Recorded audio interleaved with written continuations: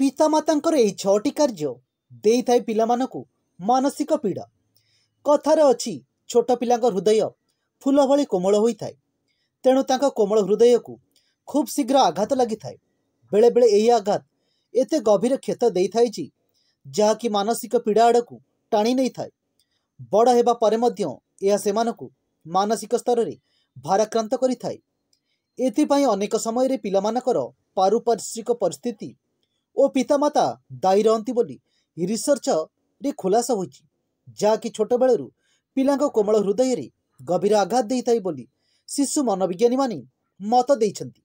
सेथिप्रति प्रत्येक माता पितांकु संतान मानक प्रति सचेतन रहिया पई परामर्श मध्य दिया जाइछि।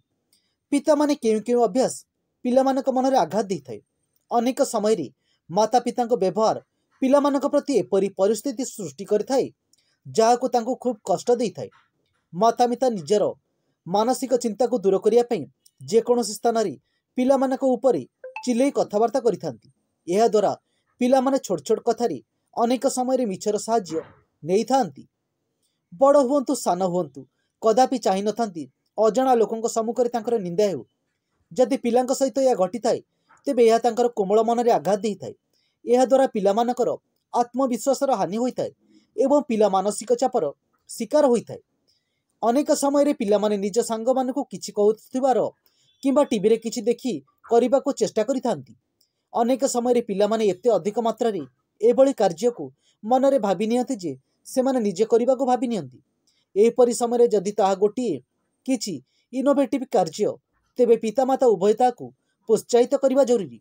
जदि किछि भूल कार्य तेबे बुझे सुझे दूरे रखिबा जरूरी। पितामाता पिलामानको इमोशन को बुझी तांको आदर और स्नेह करबा आवश्यक।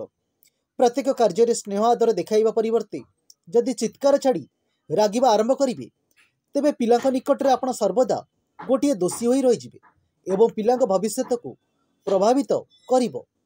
पिलामाने निज भूल रु सब किछि शिक्षा ग्रहण करंती, तेणु सेमानकु शिखिबा पई प्रोत्साहित करबा जरूरी। एहा द्वारा पिलामानकर बुद्धिर विकास होइताय। पितामाता निजे मध्यरे जेबे भी पाटितुंड हेउचंती सेतळे पिलामानक सम्मुखरे क्रोध को संवरण करंतु, नचेत एहा पिलामानक उपरे खराब प्रभाव पकाइथाय एवं पिलामाने भयभीत होई रहिथांती। निज मनर भावना अन्य निकटरे प्रकाश करंती नाही ओ मानसिक चापरे प्रभावित होइथांती। एहा थिला हमर पितामातांकर एई 6टी कार्य देइथाय पिलामानकु मानसिक पीड़ा।